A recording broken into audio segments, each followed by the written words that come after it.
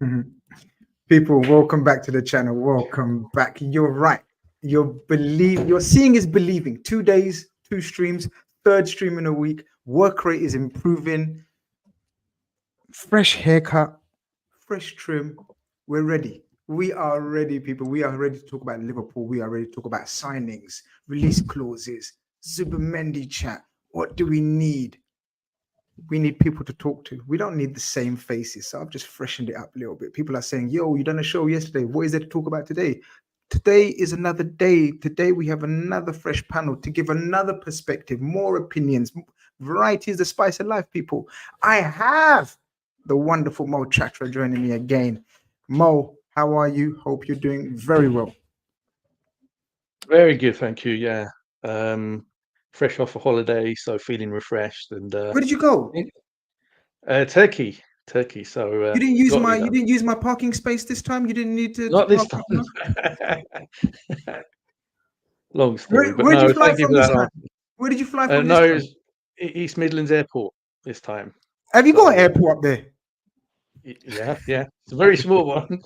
I didn't know that, man. You got an airport there, man. I didn't know you got an Yeah. airport, but no, Turkey is mad, isn't it? Turkey is amazing. I bet you didn't want to come back. Oh, the food and everything is just spot on, so you can't fault it. So my waistline's crying, but I'll take care of that in good time. So Listen, man. Listen, all three of us at that age, and I don't give a shit if Callum gets offended, but all Oh three no, of us I'm at that there, age, bro. we're allow the waistline chat, man. Yeah. Like it is what it is, man. Waistline, hairline, allow it, man. Let's just keep it moving when that kind of chat comes up. But listen, people are probably thinking, yo, Grizz Khan is up in the work rate. Like, you know what I mean? He's doing streams. And people are probably thinking, yo, is that Callum Sanderson from Coppish TV? Like finally coming up on Grizz's channel. I am honestly, this guy, I tweet him I send him a little message WhatsApp every week in the hope that I'll get a reply. Not that he comes on my channel. I just want to reply. I don't even care if he comes on my channel. It's at that stage where I just want to reply, say, yo, Grizz. You don't even yo Grizz me sometimes, but my brother is here.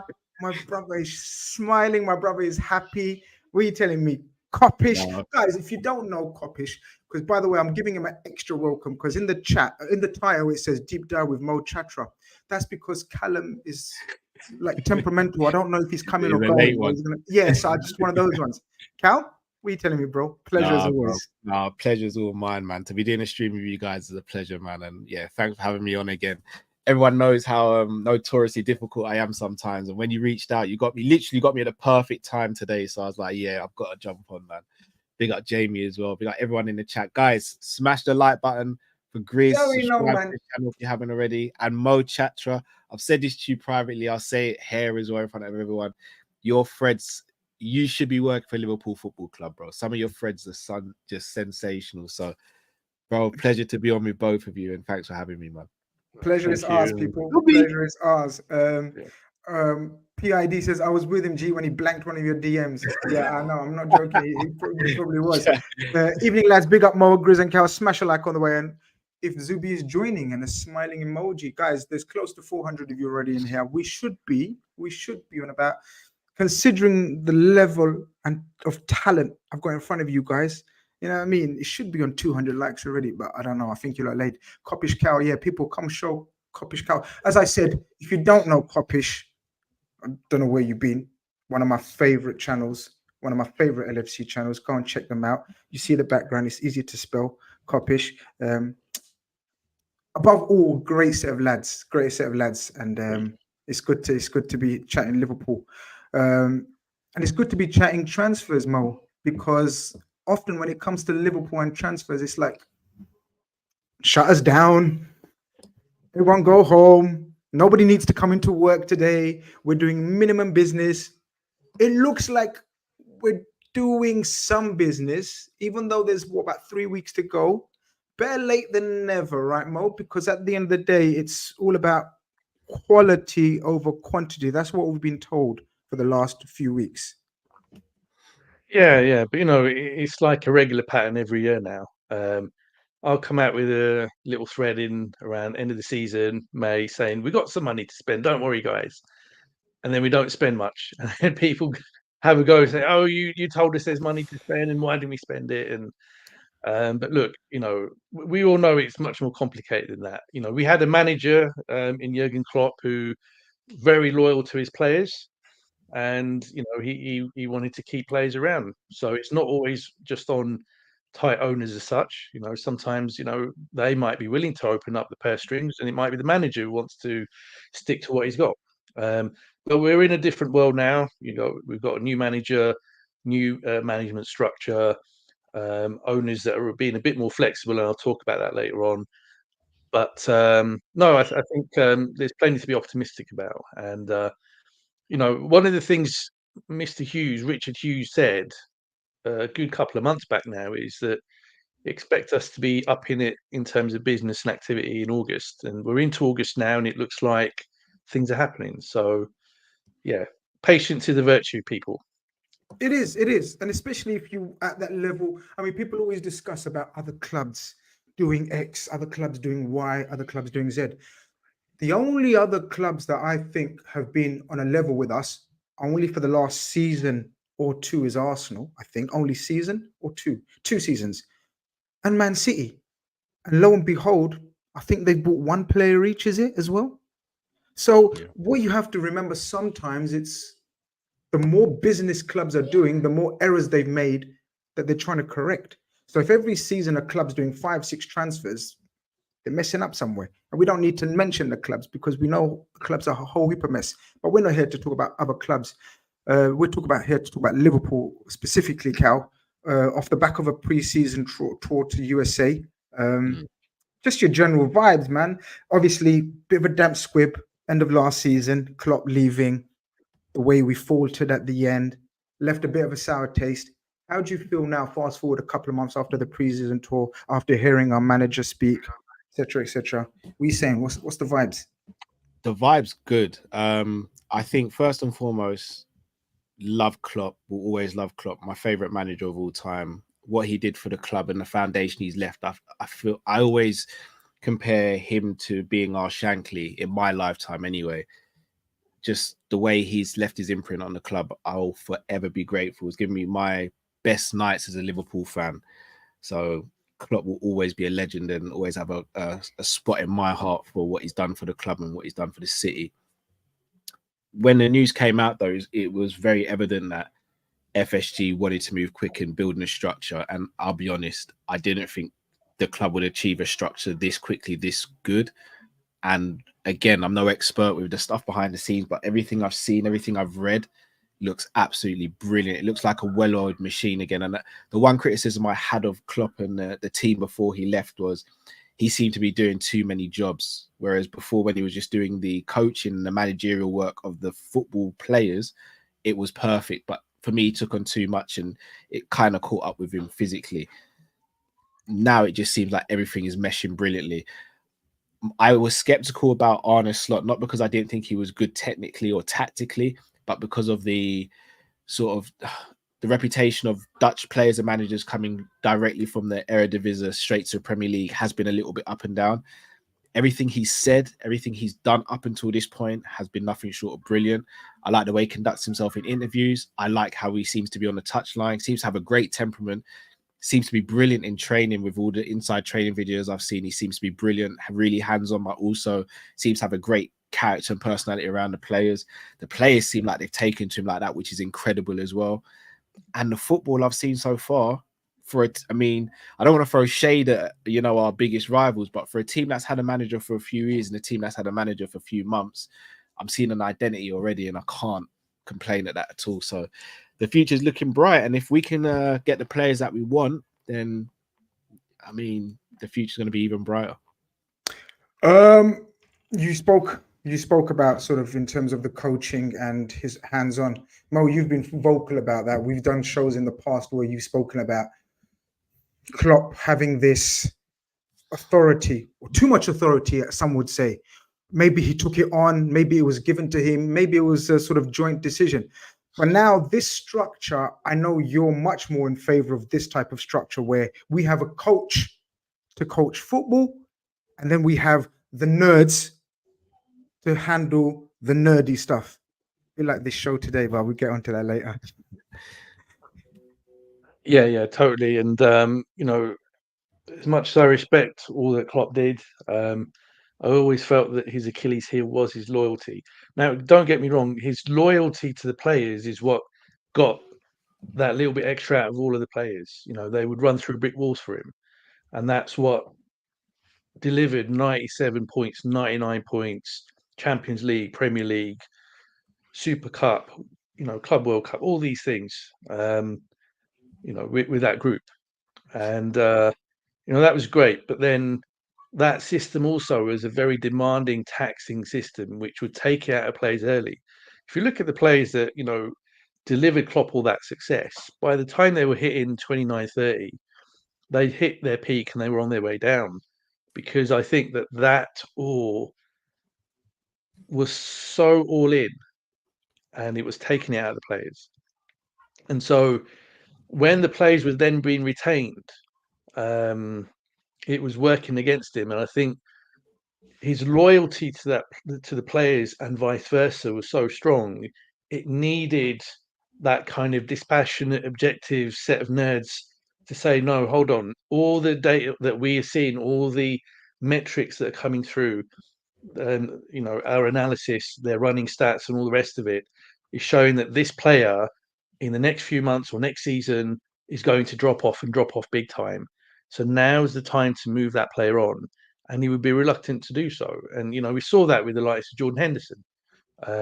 You know, he pushed for and achieved that contract extension for Henderson when, you know, the stats guys, the sporting director in himself was looking to do the opposite. But now we have a new place, a new structure, everything, and I think it's in a much better place. The coach can focus on the coaching and not getting involved in the recruitment and the negotiations and all this stuff. I mean, yes, they absolutely should have a say in that, but let other people focus on that and let the coach do the coaching and focusing on getting the best out of the players that are there. And I think that now we have that system in place with a new manager that I think is comfortable to operate on that basis. It fills me with a lot of optimism. It does. It feels strong. It feels sort of everything's structured, everything's organized. Unlike this show, because we're doing a live show and we were going to talk on X, Y, and Z and build up to it. But it looks like by the comments and by the massive smile on Cal's face and Cal tweeting from his account while he's live, the professional that he is and the professionals that we are, it looks like there has been breaking news, exclusive. Don't know about that, lads. And you've been watching Football Carnage the last 48 hours. Martin Zubimendi very keen on the move. The two clubs are in direct contact since 2 days and are negotiating.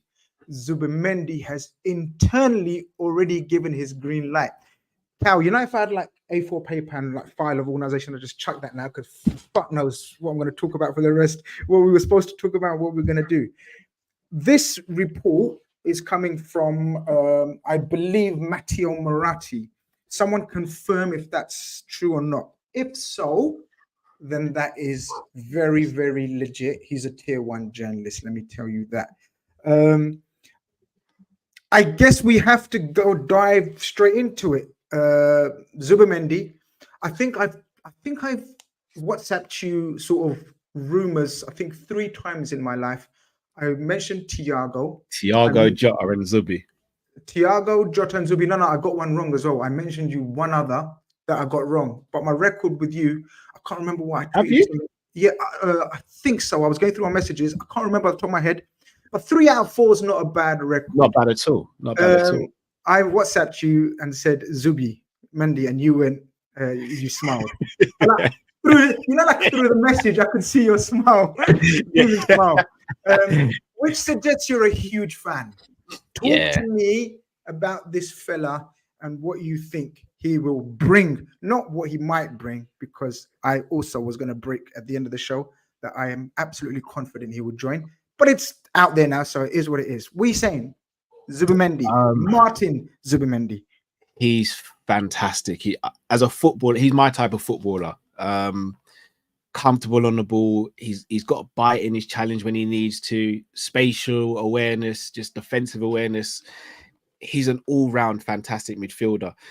I always said he'd be my dream signing, but I never spoke about him because I just never thought that it'd be attainable, because every rumor I heard was this club wanted him, but he don't want to leave. That club wants him, he doesn't want to leave Spain. So in my mind, I wanted us to go for Hillman from Sporting. And even up until yesterday, I said, you know, he might actually be the best suited for Liverpool, given his physical nature and the stature and how he plays the game. But from what Slot seems to want, that is a player who is brilliant on the ball and has that awareness and everything. Hillman can't talk to Zubimendi in those aspects. In terms of being a creative force from deep, keeping the ball ticking over, recycling play, Zubi's on a different level to Hillman. So then when this stuff started coming out of Ornstein, again, I'll be straight. I was like, Ornstein might just be pulling the wool over our eyes here and just, you know, we kind of get clicks and all that. Then when you messaged me, I was like, oh, okay, we may be onto something here. And then this morning, like the news broke, and I was like, since then I've been rolling. Yeah, the Godfather spoke, didn't he? Paul Joyce reiterated that this is the situation. You know, Liverpool are actively pursuing this deal. And obviously, Mo, coming to you then obviously people want to know, okay, what's this deal about? So this deal is about a player that has a release clause. Am I right in saying, someone in the chat, because my chat is bare educated, like far more educated and informed than me. So am I right, people, and Mo and Cal, if you know, I think every player in Spain has a release clause, or most have a release clause. Am I right in saying that? Yeah. Okay. Yeah. So a release clause, and then obviously comes a question: a release clause and a buyout clause. Mo, you done one of your fantastic threads that you do on Twitter, which people love. But some like me haven't got the patience to sit there and read it for 1 hour. So that's why I brought you on the show to break it down for people, because people want to know what's the difference and what's the situation with Zubimendi's. Is it a buyout clause? Is it a release clause? And what's the difference in the two? Okay, so a lot of the reports are talking about it being a release clause. So we're all familiar with release clauses. Liverpool paid out against 2 release clauses just last summer for Mac and for Szoboszlai.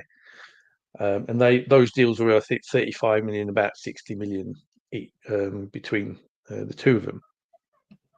And that involves the buying club just paying that release clause amount, whatever it might be, directly to the selling club. Simple. A buyout clause just involves a couple of extra steps, and it involves technically the player buying themselves out of their own contract. Hence why there's the term buyout. The player buys themselves out of their contract. But look, you know, a player is not going to have 50, 60 mil in the bank, or at least most of them don't. So what happens in reality is that the club, the buying club, will make the funds available to the player or the player's representatives, and then they will then pay. Actually, it would be the league. So in this case, it would be La Liga. They will then transfer the funds to Real Sociedad in this case, and that will then terminate that contract, which would then allow player to move to Liverpool and sign up with Liverpool. So all it is, I mean, the amount of money that's involved wouldn't really be any different, but it's just a couple of extra steps, and the difference is the player is buying themselves out of their contract, but the money in reality is stumped up by the buying club. Can you explain in terms of, so, and this is what I wanted to ask you as well, actually. So, you know, for example, which clause is the one that you can negotiate with the selling club in terms of, so I know we've done it with, I can't remember now top of my head, where you agreed to pay a bit more than the clause, but you have more time to pay it. So for example, Zubimendi's buyout clause is £51 million, right? 60 million euros. If we said to them, look, we can't give that to you in one lump sum, yeah, we can give it to you in 3 installments, but we'll give you 10 million on top. Can you explain that scenario? Yeah, so that can apply to either a buyout clause or a release clause, and it's all up to the selling club. So the selling club, if they need the money or if they think, okay, that's a really good offer, we'll take it, can always accept it. So the buyout clause isn't a mandatory thing. A release clause isn't a mandatory thing that you only have to stick to that, and To that's that the way. figure. Yeah, it can be negotiated up or down. Yes, that's right. Yeah. So it's still possible that Liverpool, even though the buyout clause or the release clause figure is 51 million, it might still be that Liverpool have said to Real Sociedad, well, actually, how's about we pay you the equivalent of 60 million pounds, so 10 million on top, but we'll spread the payments over 3 installments. We'll give you maybe 50% of it now, and then 25% in a year, and then the remaining 25% in 2 years' time. So that's possible as well. But I think, given what happened last year, what the club will probably do is just look to pay the money up front. So the 51.5 will be paid potentially in the coming days, maybe as soon as tomorrow.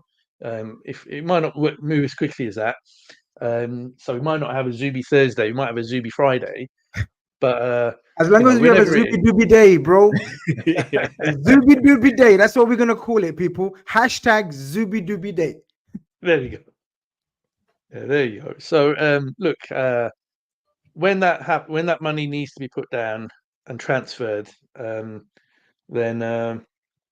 it will be a single lump sum. And one of the things that I talked about last year is I said, well, look, Liverpool are, paying out the release clause for McAllister, and it looks like they're about to pay out the release clause for Szoboszlai. Yeah. And the two deals between them are going to be about 100 mil. So where are they going to get this money from? Because I do track obviously the finances of the club, and I thought, look, they don't have 100 mil in the bank. So in the accounts that were published a few months ago, it showed, and I put it in my thread, that the club on the 7th of June borrowed 100 million pounds. Listen up, people.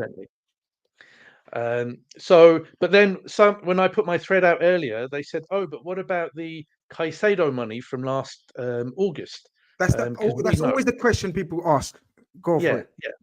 So I think that with the Caicedo deal, there was no release clause involved on that occasion. So what Liverpool would have been doing on that occasion is offering Brighton an installments plan, essentially saying, right, we'll pay 40-50% now, 20-30% in a year's time, and the remainder in 2 years' time.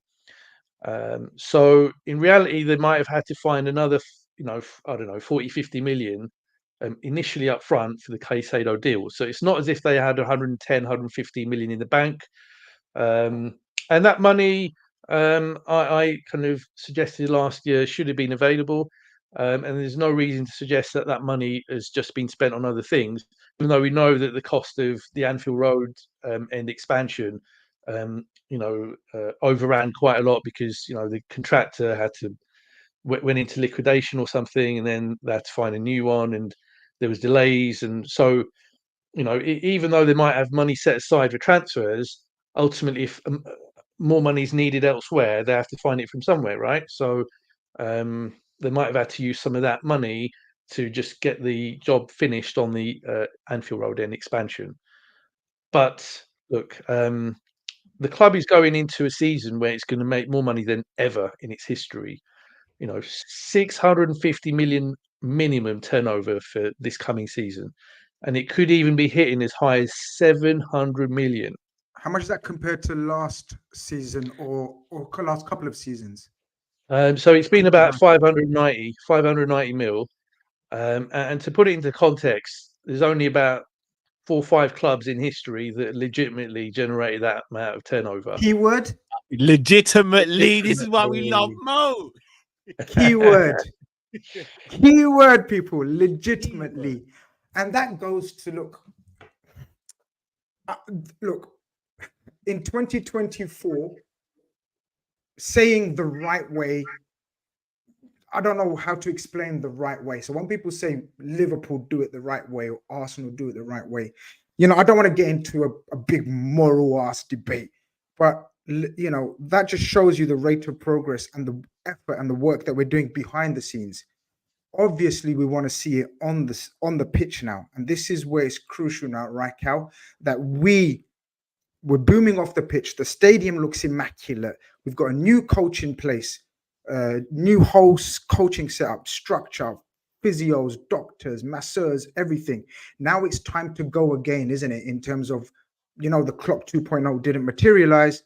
Now it's time to utilize that foundation that we've built and invest in players.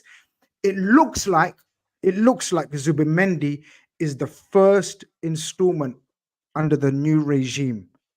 It sounds good at the moment, Cal. Bro, I can't stop.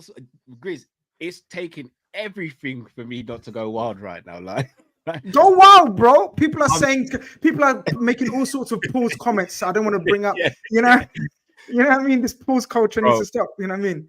But like, everyone will tell you for the longest time I've wanted Zubimendi, but I've always thought it's just not attainable. Not because of Liverpool, because the player just didn't want to leave. Like, yeah. It's like how Gerrard was with us. Gerrard didn't want to leave Liverpool. Yeah. So clubs could have afforded to buy him, could have afforded his wages. But if a player doesn't want to leave, he doesn't want to leave. Yeah. I'd made peace with it. Being this close now, hearing the fact that he's leaning towards the move and everything, I don't think people realize just how big of a signing this could potentially be.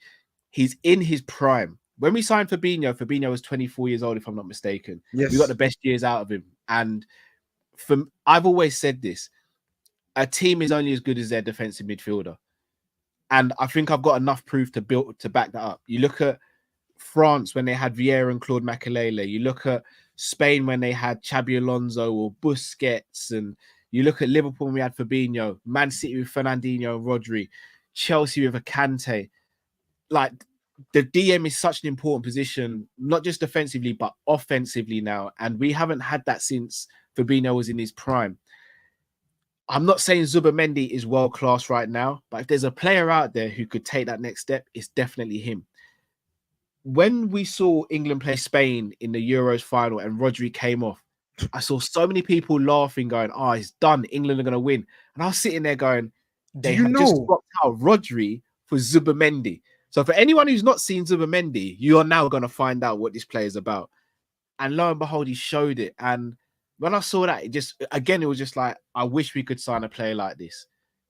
And if we're this close, after him turning down Arsenal, United, Barcelona, if I say it, Richard Hughes saying "Hola, como está," hits different. This is not just a big scalp for Liverpool. It's a massive scalp for Richard Hughes, because the rumours from so many people is, oh, he's only getting this job because he's a friend of Michael Edwards. If he pulls this off, he shuts all of those people up. He says, "No, I'm my own man, and I'm here for it."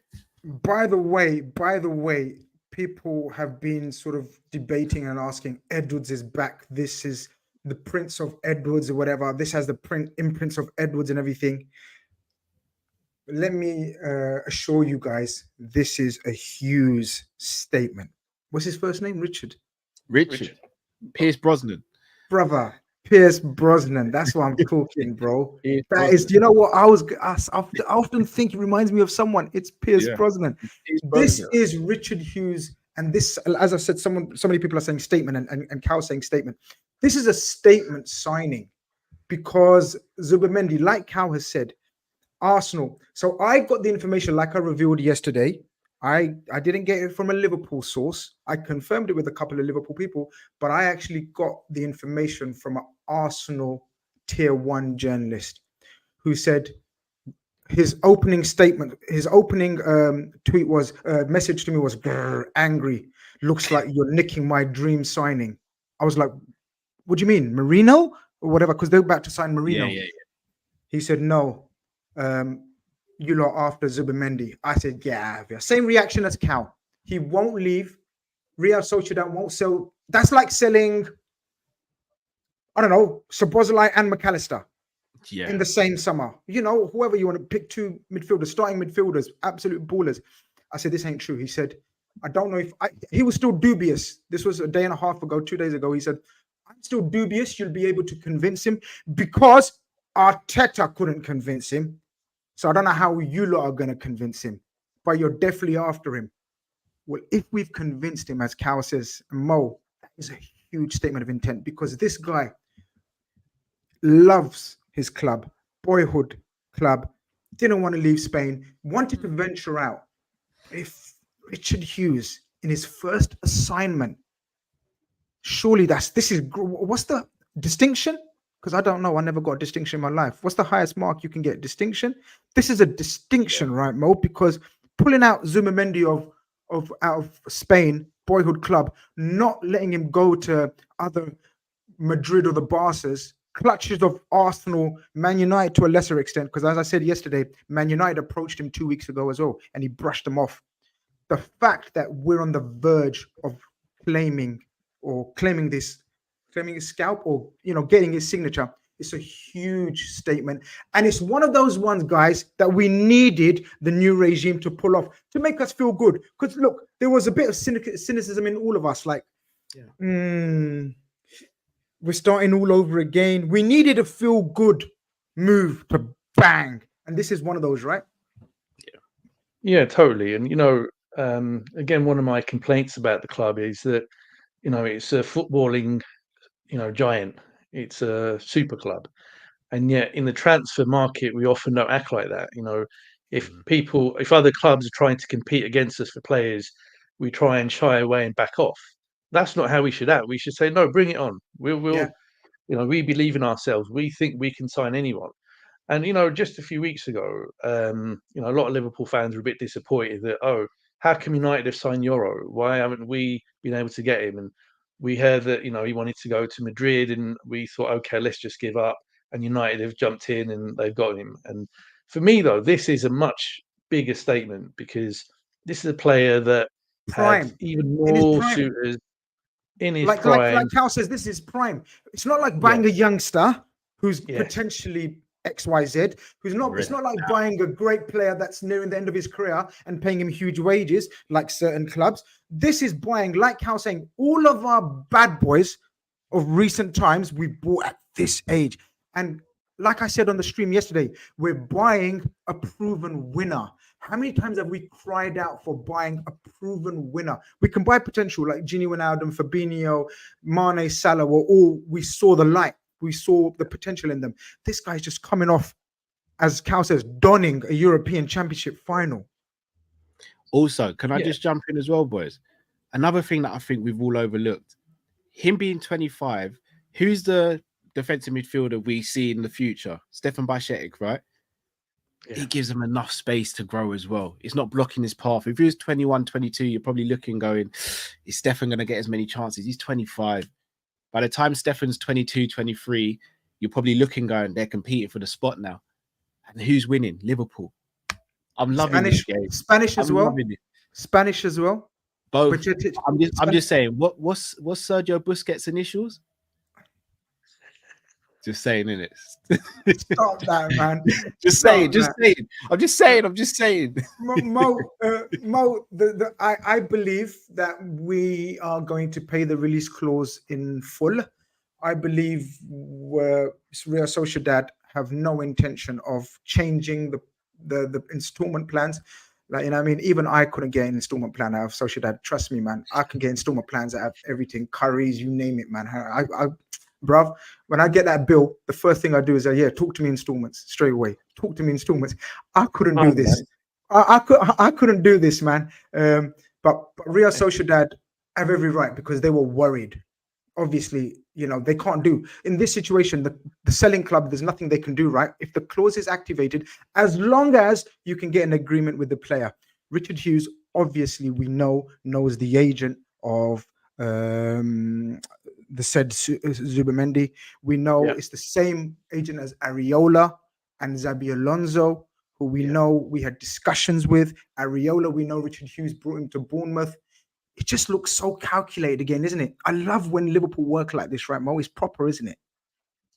Yeah, it's professional, and it's not about the United way or how one or two other clubs act either. It's just about quietly going about doing their business, ignoring the noise, ignoring the fume that can come out from fans. And we know who they are.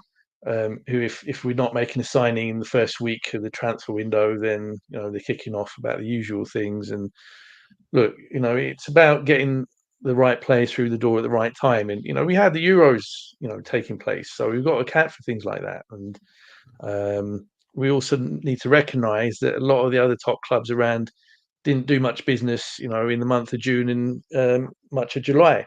But business is picking up now. So now is the time that the new management structure needed to really show what they're worth. Because it's not just about getting players in; it's also about sending a message to the agents, to younger players out there that might be potentially ready for next summer or the summer after, to say, look, we're a club that you can come to and expect to win and achieve success with. That's really important. Perception is key in this business. So that's why I like how they're going about things, that we're giving youngsters a chance. We're giving pathways to, even if you're 16 years old, even if you're Trey, granted he's turned 17 now, but you can expect to do things and achieve things here. You're not going to be blocked off at the pass by us signing 7, 8, 9, 10 players every summer, like a Chelsea do, for example. That's not how we operate. That's not how we roll.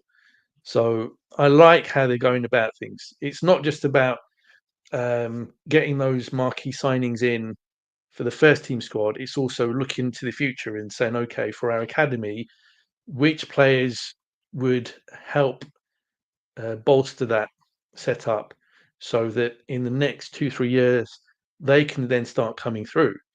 And the kid from Chelsea that we're about to sign in the next week or two, again, that fills me with so much excitement about the future, because it shows that it's succession planning.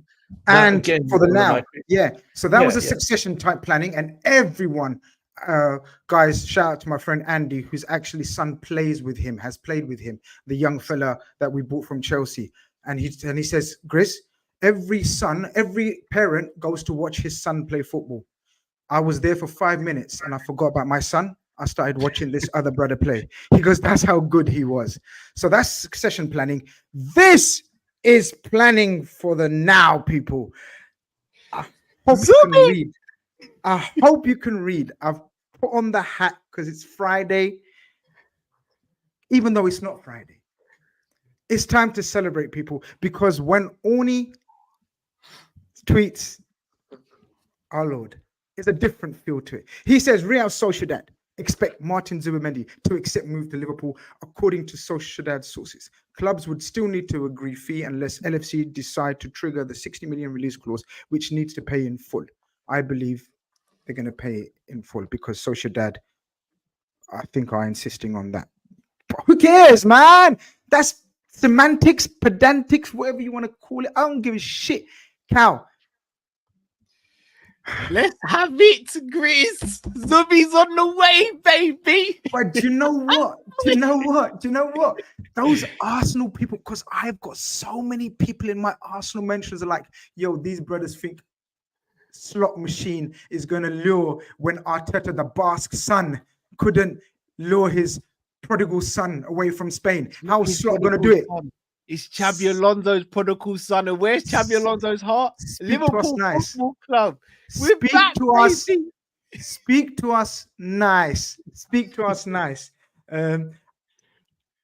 Ornstein's got one over me. Well, actually, he hasn't announced it yet. I was going to say we're getting by the end of the stream, I was going to say Zubimendi will be a red. But Ornstein's got there. It's no problem. We're sparring partners. It's cool, Orny. You know what I mean? You got me, Orny. The number 14 shirt's free, innit? Oh. So he can have 6 or 14. 14. Whatever he wants. No, whatever he wants. Listen, brother, this guy, Zubimendi, you mentioned Alonso, Cal. Obviously, he's referenced Alonso was his idol growing up. That was his hero. Alonso said some beautiful. In fact, I'm going to try to find the Alonso quotes. Actually, there's over 1,000 of you guys. There should be minimum 600 likes right now because it's Zubi Day very, very soon, first and foremost. Secondly, if someone could kindly pull up the quotes, because you guys know me, I can't do too many things at the same time. Pull up the Xabi Alonso quotes, where he describes Zubimendi as a player and what he brings to the table, while Cal tells me what he thinks he's going to bring to the table. So, Cal, we know we needed a number 6. We know Endo was a stopgap. We know Endo done a decent enough job. I personally didn't think Endo was remotely close to being the player. No. I accepted it for what it was last season, but we had to replace him.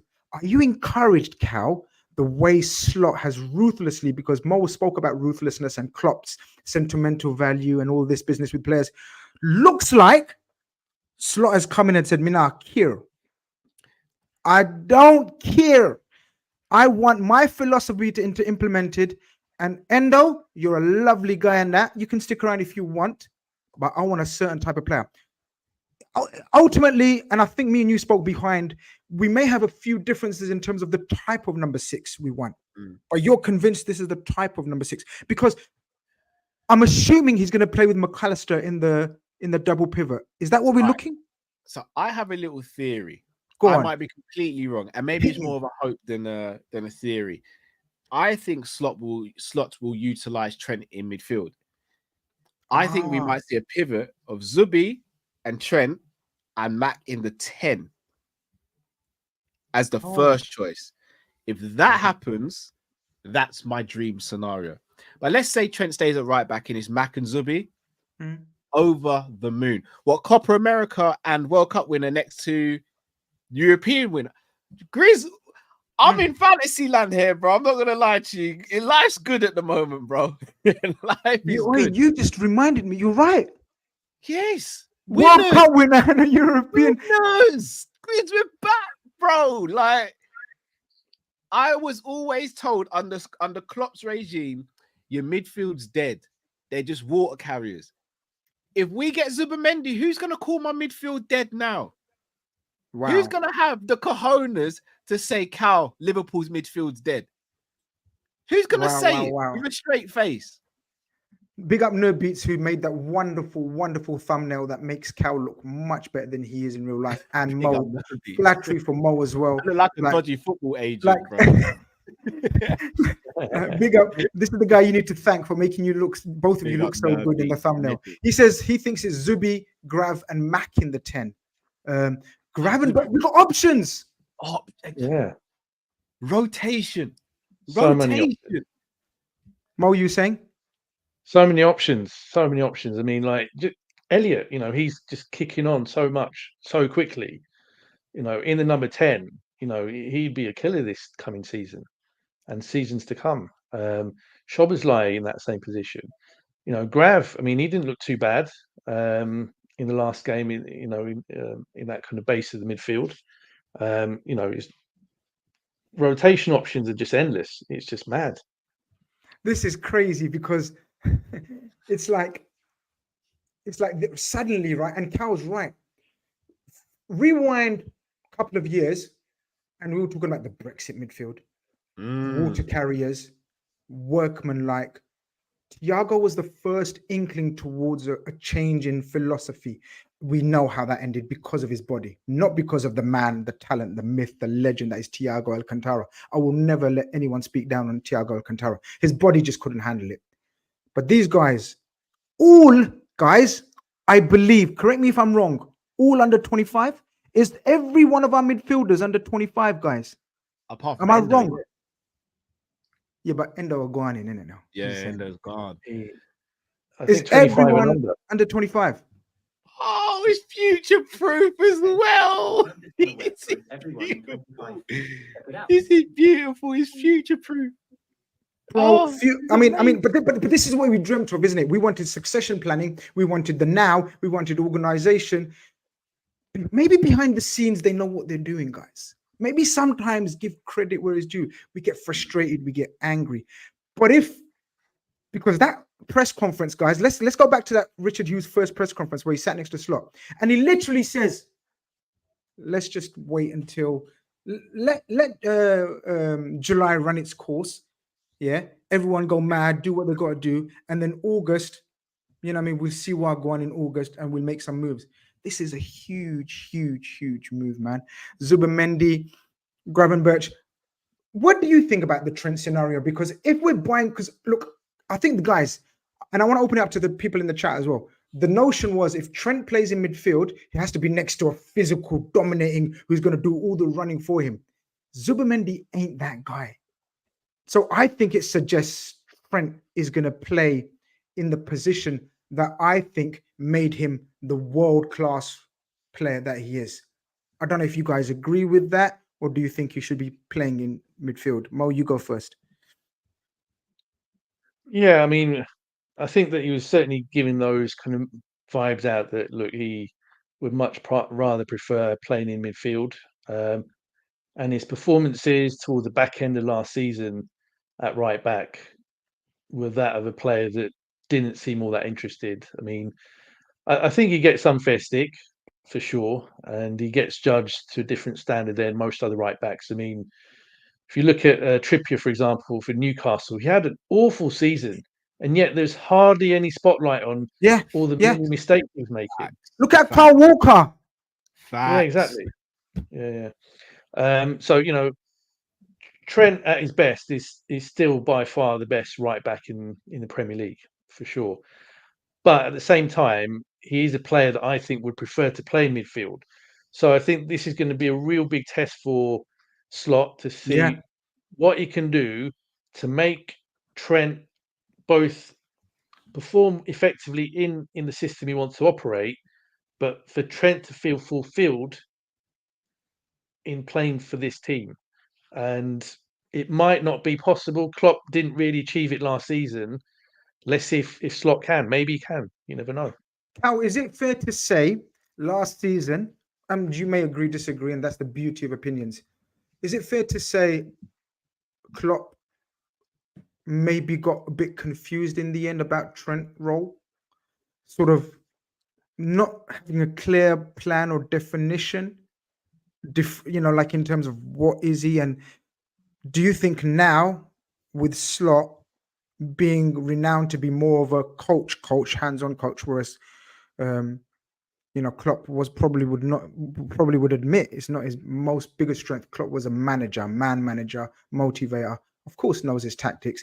But with Slot, do you think he's going to be given? Trent's going to be given a definitive role? Because I feel it's important. The likes of Curtis Jones are given a definitive role. Elliott, definitive role. Gravenberch, definitive role. Do you know what I mean? In terms of jack of all trades, end up masters of none. I don't want Trent in that category, my broski. Some people are saying, because they've obviously been watching your streams, Cal's going to disagree with that notion. Because have you got a different opinion in terms of the Trent position? Yeah, I kind of with Mo there in the sense of he didn't seem like he wanted to play there. And my frustration with Klopp with regards to Trent was him playing the inverted system was almost a little bit of a cop-out, because you're effectively playing him in midfield, but you're still trying to make him do right back as well. So the knock-on effect was you're making Trent do two jobs, which makes Khanage have to do two jobs. Virgil's got to do two jobs. Robbo's then got to do two jobs. So everyone's workload doubled, which for me confused the rest of the team. And defensively, it showed. Without Alisson last season, it could have been really rough in terms of how many goals we conceded. Again, I can't sit here and say anyone's wrong for saying Trent could be that marauding right back again. I just don't know if he wants to be that. And I think with defending, I think a lot of it's down to mentality. You look at players like Vidic, and I mean this with no disrespect. Physically and naturally talented, he was never any of those things. But he had the mentality of wanting to put his life on the line to ensure his team did not concede goals. I don't think Trent's got that in him anymore. I don't know if Trent's ever had that in him, which is why we got such a creative beast from right back who almost redefined the position. I think if you let the shackles off Trent and he goes, right, I'm in midfield now, I can look behind me and I can actually see someone who can bail me out if I make a mistake. I think that will allow him to have more confidence to do what he does. But also, in terms of longevity, I think we forget Trent's been playing first-team football at the highest level since the age of 18. He's 25 now. So 7 years doesn't sound like a lot for any profession, but when you're playing in a Klopp team in probably one of the most, if not the most demanding position on the pitch, it's going to add miles to your clock. Yes. By him becoming a midfielder, I think you actually give him longevity because you allow him to rotate, you allow him to have rest here and there, and you allow him to play his natural game. Again, no disrespect to anyone who thinks he should stay at right back. I understand it. But for me, I don't really think he needs to play next to someone physical. I think he needs to play next to someone who reads the game very well, who can potentially bail him out and help him when he doesn't read it as well. But when you actually watch Trent play, his biggest strength when he was playing the inverted system and he was central was actually intercepting passes. He's got a very good eye for the game and reads the game very, very well, in my opinion. And for midfield, him, Zubimendi, McAllister, Gravenberch, Jones, we are Bichet. We're laughing. We're laughing. Brilliant. You make some and Bradley rotate at right back. You make some very good points. Anyone who talks football and thinks about football can't argue with them. You can debate them and have a different opinion to them, but you can't argue with those because you said what you said.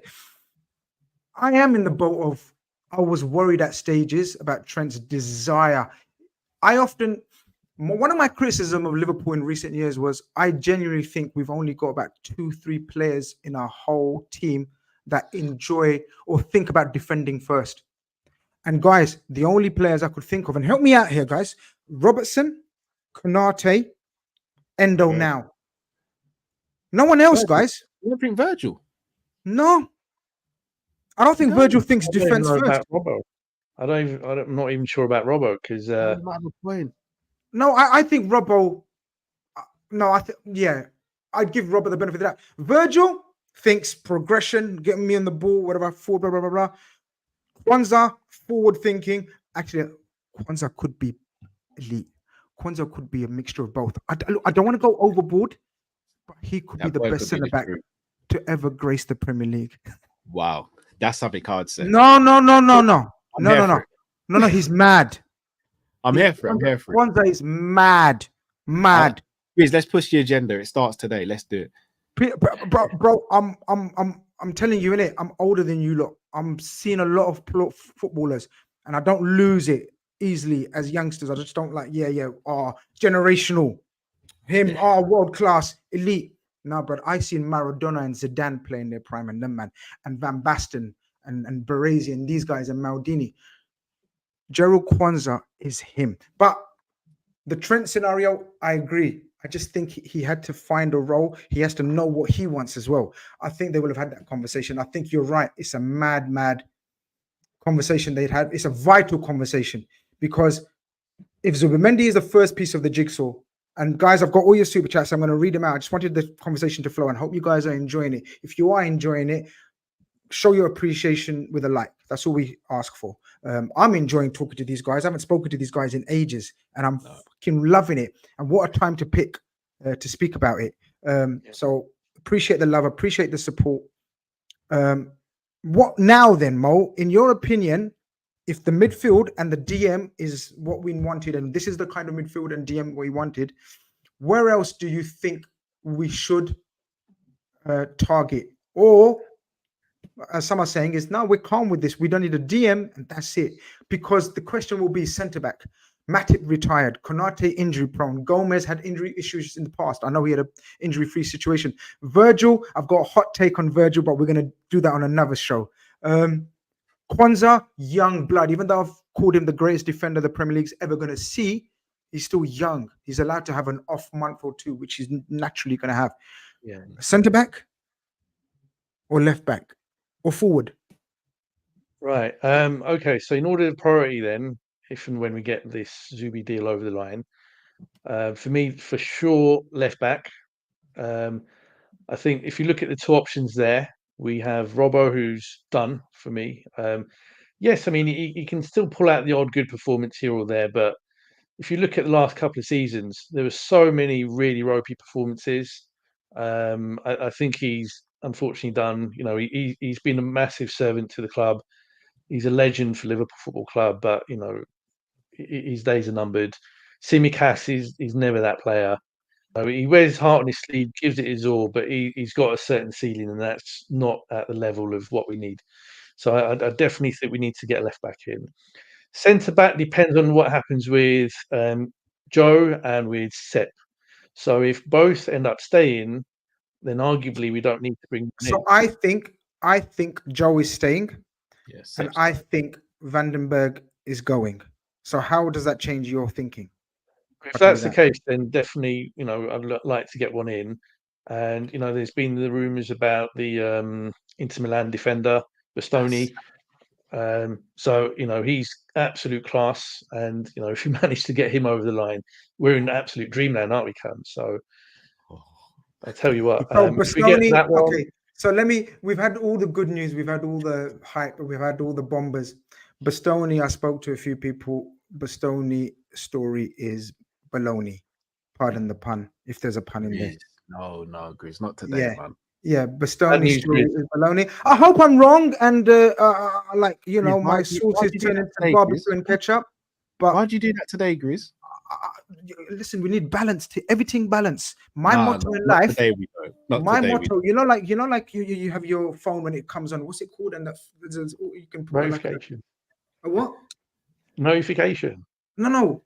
Like when you turn on your phone and there's a greeting, you can choose your greeting or whatever. Yeah. Yeah, mine's everything balance, and it has been since I was 17. Everything balance. So we had the highs, and it's only fair I bring everyone a little low, but no problem. No problem. There's plenty of other very good left-sided centre backs, Lukeba, Inacio. There is other names that we may be interested in looking at in the next couple of weeks. So does that change your mind if Vandenberg is going, but Gomez is staying? So that will leave Gomez, Kwanzaa, Konate, Verge as your four. Are you good to go for the season, or are you reinforcing? Definitely need a fifth, definitely. And if we manage to get somebody in of a reasonable standard, because I don't want to necessarily go and get somebody in who's a starter who then limits the chances for a Kwanzaa. I'm on your kind of side with this. I think Kwanzaa has got massive potential. I know that we were linked with Colwell last season, but for me, Kwanzaa's levels above Colwell. So I'd like to see him get given the chance, and I don't want anyone necessarily coming in to block his path because in the next year or two, Kwanzaa could become an automatic starter for us. So yeah, get somebody I in, but think he is. maybe Don't you think he is, guys? Don't you think he's an automatic starter already? I think is that Cal Ipswich third or fourth name on the sheet? No. At the moment, he is, but I think at the moment, Okay. Virgil's the only guaranteed star out of the centre backs. Yeah. But I'll be honest, I kind of disagree, Mo, because I do think Cream rises to the top, and I think because of Virgil's age, if we get someone who's a starter caliber now, I don't think it would affect Kwanzaa. If Virgil was about 27, 28, then I'd be with you. But because of Virgil's age, I don't think getting a start would block Kwanzaa. But I'll be real with you. I think Khanage would be the one who has to really show that he's about it, because Kwanzaa is really on his heels at the moment. Some would even say he's above Khanage in the pecking order. So we'll see. I'm not giving up on Bastoni, Grizz. I'm not going to lie to you, bro. I'm not giving keep up. hope alive, brother. Keep hope alive. Come on, we ain't giving up like that, bro. Come on, man. We're built different. But listen, I agree with you. Centre back, regardless of Sepp Vandenberg staying or going, and actually not regardless, but Sepp Vandenberg, if he goes, I think if he decides to stay and we keep him, which I think is unlikely because he's going to be fifth choice, and he's just tasted a whole season at Stuttgart. He's going to want to play. I think he goes. You want a left back as well, so you want a centre back and a left back, Mo. Yeah, and also if I'm getting greedy here now, if Diaz goes, and we know It's not that like an accountant to get greedy. got to be different. Then Anthony Gordon is the one for me. So I mean, yeah, there are other players in that position that are also very good, arguably better, but I think Gordon's got a lot of upside. He's very young still, and playing for his boyhood club, I think he'd step up significantly. So I still hold out hope that we can get that one over the line if Diaz goes.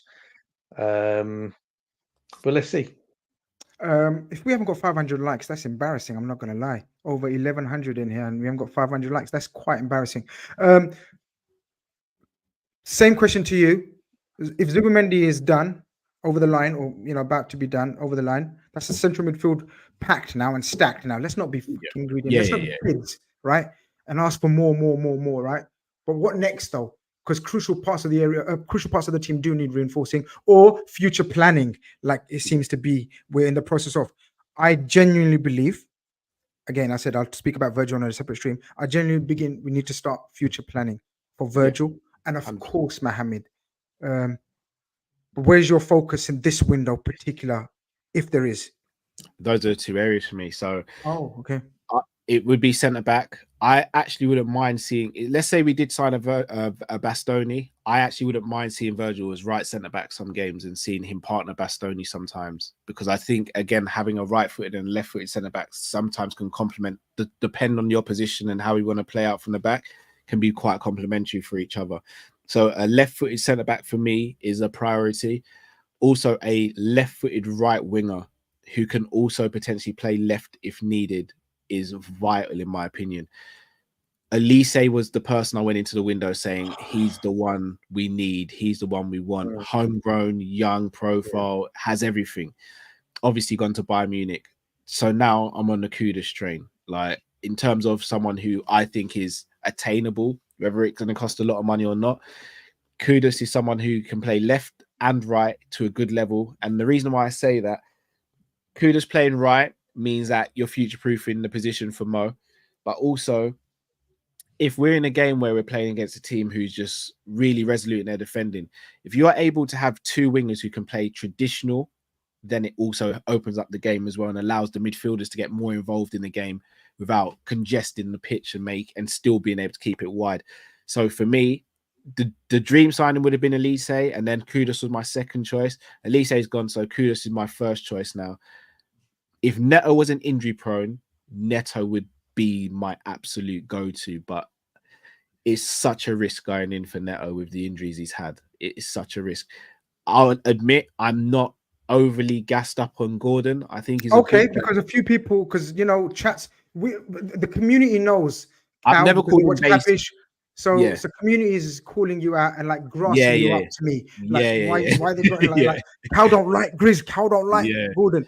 Okay, talk to us. You're not a Gordon fan. I don't like Gordon the person in terms of how he's been whenever he played against him. He dives a lot and he faces injuries and stuff like that. I think he's a very good player. He doesn't move me. Like for me, if we're gonna lose a Diaz, I want a starting level winger to come in. So I'm looking at like a Quava. I know again, I'm being greedy, a Musiala. I want the absolute best for Liverpool. So, and I don't think Gordon's that. Gordon strikes me as someone who'd be a brilliant rotational or backup winger. I want the creme de la creme, and I don't think he's there. And I don't know if he has the potential to get there. What I did say, though, is that even though I think Diaz is a better footballer, Gakpo is a better footballer, I think Gordon may get you better output in a Liverpool team.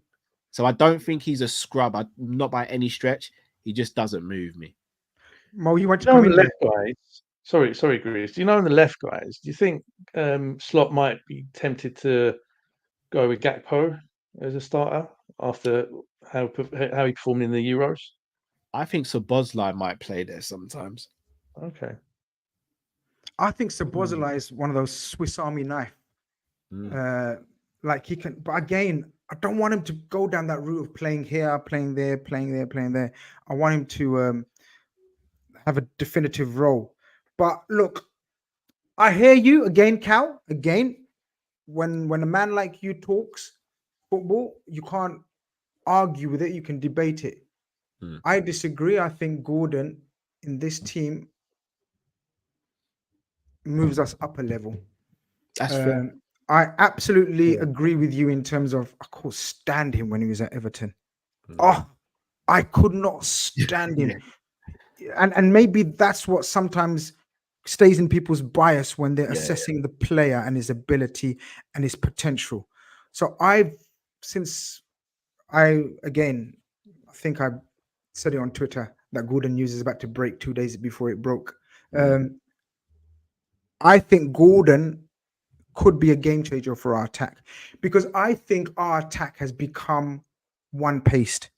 Yeah, I still. don't think our attack had that. Do you remember, guys? We had that X factor in our in our transitions, in our attacks, in our counters. Yeah, I think Gordon gives that. He gives us that nasty edge that Sadio had as well. Let's not forget, Sadio had that nasty edge. People, we just think Sadio smiley.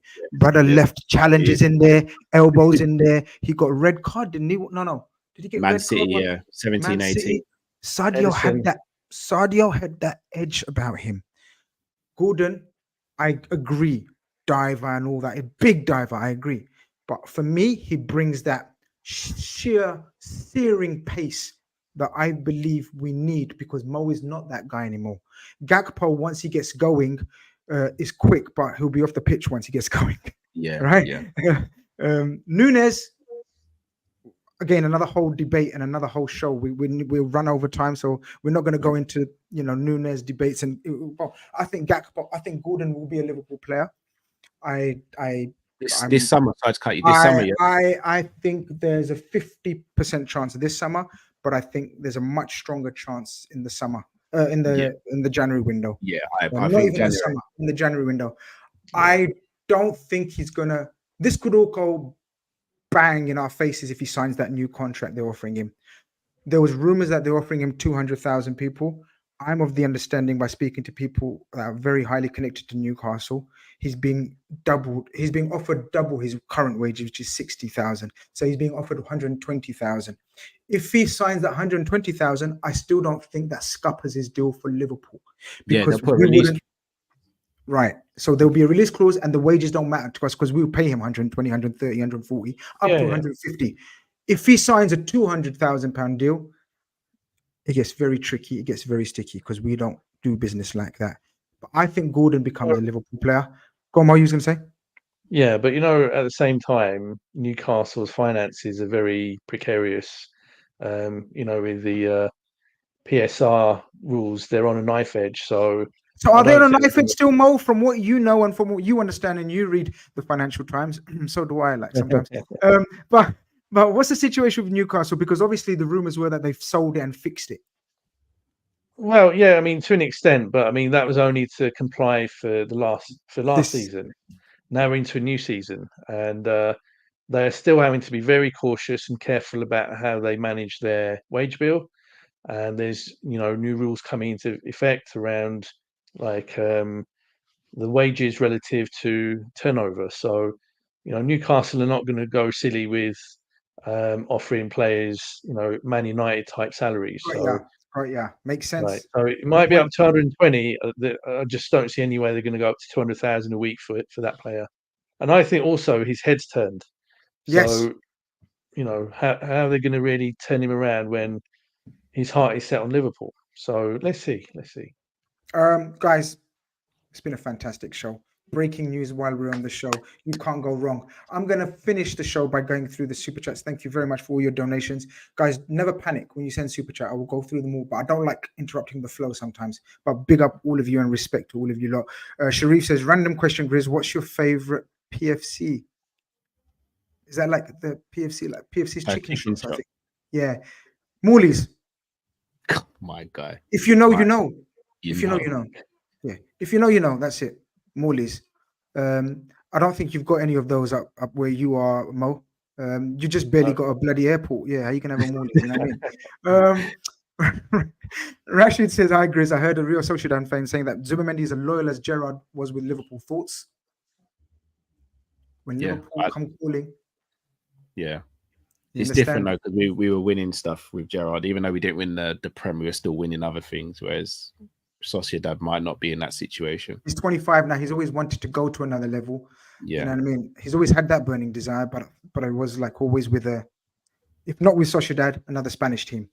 Yeah. But when Liverpool come calling, you understand. You better understand. That's all I'm going to say.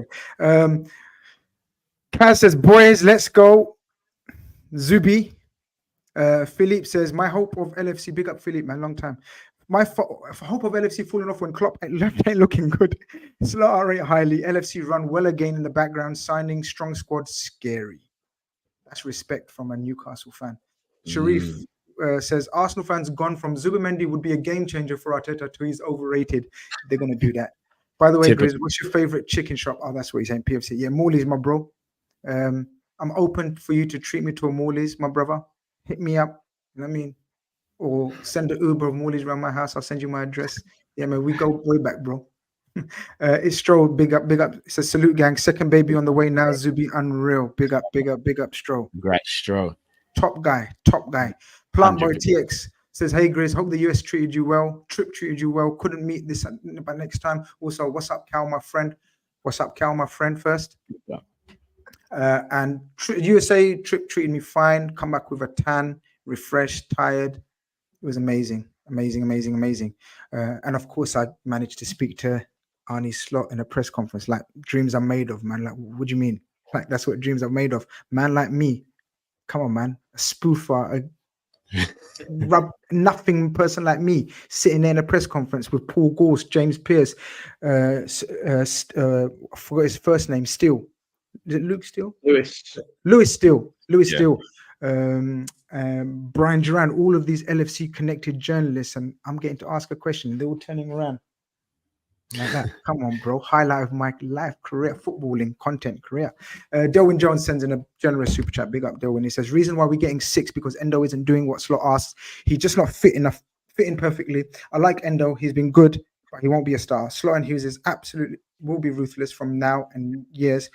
I can't wait. Slot era. Big up, Delwyn. We've pretty much said that as well. It looks like a new era, a ruthless era, less of the sentiment and loyalty, which obviously was good at times, but to our detriment at times as well. Alex says Trent had a father in Klopp. That's why he got complacent. He needs a coach now, and Slot is that. He will be better for sure. Great point. Great point. Very good. We didn't think of that, right? Yeah, spot on, Alex. Yeah. Great point. Zub has said yes to LFC. Thank you, Mario. Cal knows Zubimendi. Come on. Cal knows, man. We saw the smile. Cal was elated. I think we're all elated as a fan base. But as I said, you know, games of football aren't won just by making signings. Of course, we're going to have to go into the season and make it count. It's looking healthy. It's looking solid. It's looking structured. Everything that we kind of accustomed to in the first phase of the Klopp era, you know, where it was systematic. Everything was like machine-like. It seems like we're going back to that era. Guys, you have been amazing. Chat has been superb. Let's see if we can hit 600 likes before we go. Subscribe if you haven't. Go and follow Mo on Twitter at Mo Chatra. Make sure you follow him and read his threads. He's an educator and he will educate you guys. So make sure you go and check out Mo Chatra. Cal, go and check out Kopish if you haven't. You know what I mean? I'm sure most of you know and have already, but go and check him out. Go and big up Drifty, big up Matt as well, big up family, all of the LFC content creators. It's time to get together, rejoice, and fight the common enemy, which is the other guys. This has been a great stream. I've really enjoyed talking to you guys and, of course, interacting with the chat as well. Peace out, baby people. This has been Transfer Khanage. Take care.